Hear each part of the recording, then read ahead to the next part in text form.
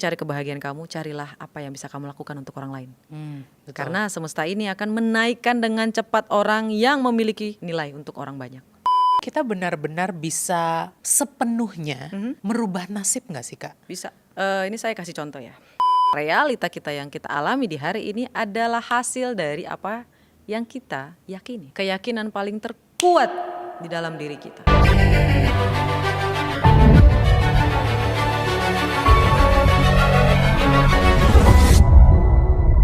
Kalau disederhanakan banget nih, Oke. mungkin bisa sharing juga ke Peepers.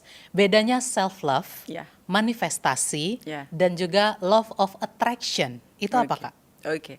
Jadi teman-teman semuanya, sekarang banyak banget tuh konten berkeliaran tentang self love. Cuman satu kata yang aku ingin ucapkan kepada teman-teman. Self love itu bukan keegoisan, bukan.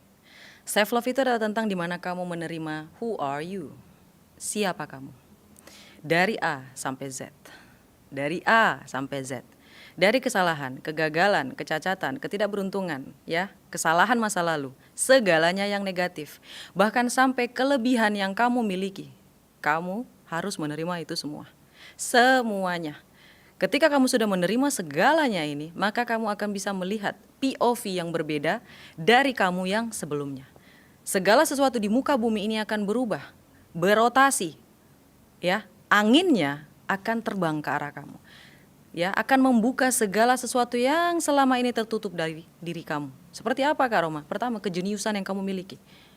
Ya. Kedua, pesona kamu akan terbuka demi apapun. Saya bukan orang yang cantik, tapi if you look at me, semakin lama you will like me. Kenapa? Because I love myself. Aku mencintai diriku sendiri, aku menyukai diriku sendiri, aku nyaman dengan diriku sendiri. Dan energinya akan mengeluarkan frekuensi. Dan frekuensi ini kamu mau atau tidak, kamu akan mulai tertarik dengan aku. Ini ada 100 mau nggak?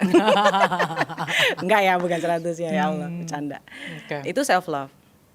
Kalau kedua ya Manifestasi. manifestasi. Guys, manifestasi itu adalah perkataan, bisikan yang kamu ucapkan oleh diri kamu. Kamu sampaikan kepada Sang Pencipta ya melalui frekuensi. Banyak sekali. Jadi ada 6 caranya. Ya, salah satunya adalah visualisasi dan scripting. Scripting ini adalah menulis Kak JJ. Okay. Menulis secara detail, super duper detail. Bukan kita menuntut ya, bukan. Tapi tuliskanlah. Karena Allah itu memberi segala sesuatu yang kamu butuhkan, bukan kamu inginkan. Jadi berkatalah, ya Allah aku butuh ini. Bukan aku ingin ini, berbeda. Diubah ya, wordingnya. Yes, ini ibaratnya kayak coding gitu. Jadi Allah itu sebenarnya maha baik Kak JJ. Sang Pencipta itu maha baik. Jadi dia memberikan keleluasaan kepada kita. Do what you want to do.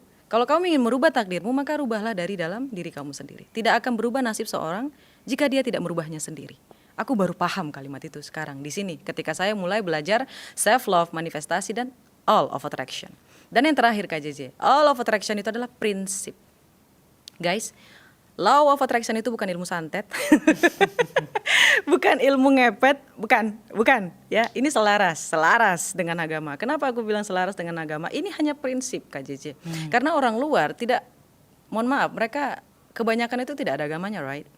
Tidak ada agama di sana.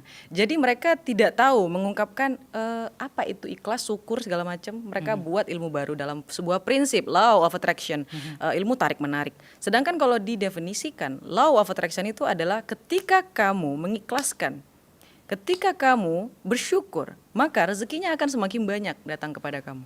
Sebenarnya prinsip law of attraction itu Kak JJ. Kita fokus ke mengikhlaskan apapun yang terjadi dalam hidup kita.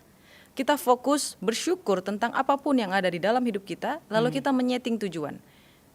Ingat guys, ketika keyakinan ditambahkan dengan rasa syukur, ya, lalu dibungkus dengan tujuan, maka manifestasi kamu akan terjadi seakurat gravitasi bumi. Oke. Baik, sekarang untuk orang-orang yang seperti saya juga Kak, yang baru mengenal dan mau lebih mendalami soal manifestasi. Iya. Banyak sekali kan versi manifestasi yang kita lihat di sosial media. I see. Ada yang bilang manifestasi pokoknya harus setinggi mungkin, minta jangan nanggung-nanggung. Betul. Ada juga yang bilang manifestasi itu harus detail sekali mintanya. Bahkan contoh terkecil ya Kak. Misalnya kita mau meminta rezeki, Baik. kita mau minta sejumlah uang. Jumlah uangnya harus kita sebutkan. Berikut juga dengan kapan kita butuhnya. I see. Tapi di satu sisi kan apa yang kita minta, seperti yang Kak Roma tadi juga bilang, di ajaran agama kita diajarkan untuk tidak menyaingi waktunya Tuhan. Betul. Tuhan ada timingnya sendiri. Betul. Nah, gimana agar dua itu bisa selaras, Kak? Guys, kalau kamu bermain law of attraction KJJ, tidak ada yang namanya kita menunggu. Semakin ditunggu semakin dia nggak datang. Jadi ketika saya menginginkan sesuatu, misalnya saya melakukan afirmasi visualisasi, saya dapat dalam seminggu ini 50 juta kayak gitu. Saya ngebayangin rekening saya muncul ting gitu di HP saya itu ting ada angkanya tuh. Saya ingat betul tuh. Ketika BCA nongol gitu ya kan ting kayak gitu kan. Ada ya kayak pop-up-nya. Guys, ingat, memori kayak gitulah yang harus diperbanyak, bukan memori mantan gitu. Itu salah satu healing sound ya Kak? Ya, ting ting ting ting ting ting kayak gitu. Oh my god. Jadi ketika saya melakukan visualisasi kayak gitu, ya Allah bahagia banget dapat kayak gini. Gitu. Enak kali ya Allah kalau ini datang di minggu ini. Tapi nggak apa-apa ya Allah kalau nggak di minggu ini nggak apa-apa di minggu depan tapi di double ya Allah. Ibaratnya kayak gini, kita tidak menuntut, kita hanya memberitahu.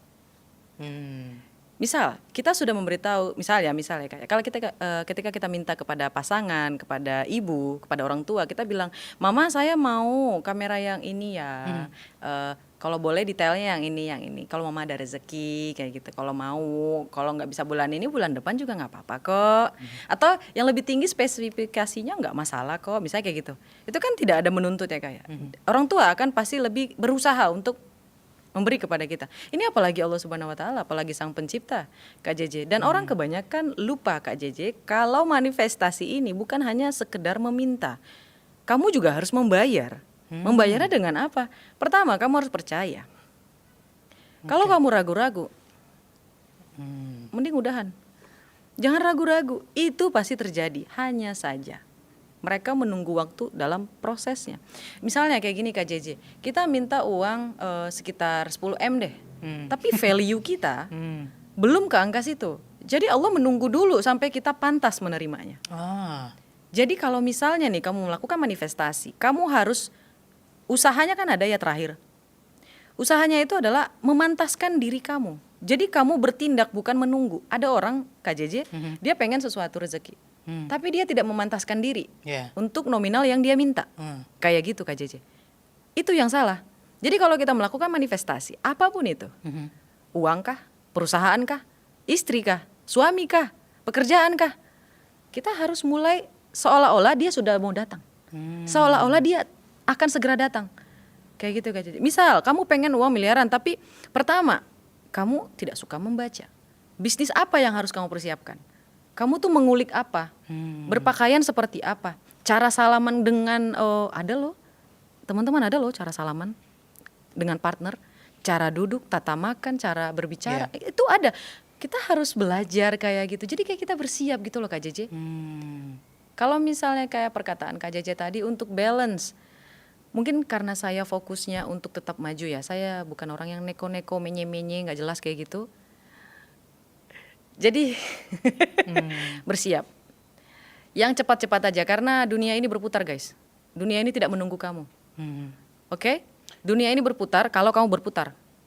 Kalau kamu nggak berputar, dunianya nggak akan berputar. Bilang tadi Kak, bagaimana kamu juga harus memantaskan diri Betul. sebagai bayaran atas manifestasi kamu. Yes. Kamu minta sejumlah uang ini atau kamu minta jodoh dengan kriteria ini. Ya. Tapi apakah kamu juga sudah mempersiapkan diri untuk itu? Iya Itu betul. yang kadang-kadang dilupakan sih. Iya. Lalu bagaimana batasannya antara manifestasi dan ngayal Kak?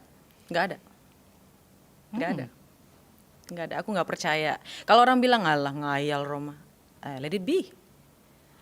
Karena memang aku juga tipikal orang yang tidak suka berdebat ya kayak. Kalau ada di pikiran saya dan saya bisa membayangkannya secara detail, maka itu nyata.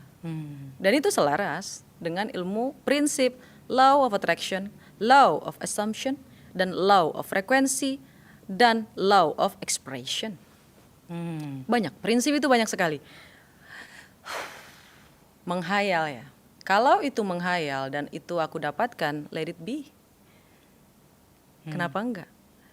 Kalau misalnya perkataan seperti yang tadi Kak JJ ungkapin, oh mohon maaf saya bukan ngejudge ya Kak JJ ya.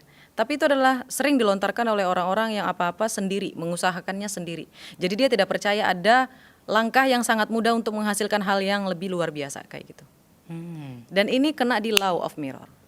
Oh, Jadi kalau begitu gimana cara melatihnya, Kak?